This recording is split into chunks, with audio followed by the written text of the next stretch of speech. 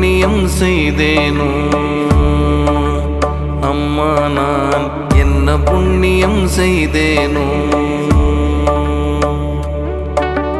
மன்னர் நாதர் அம்பலவர் வந்தார் வந்தார் என்று திருச்சின்னநாதம் என்னிரண்டு செவிகளினுள் சொல்கின்றதே.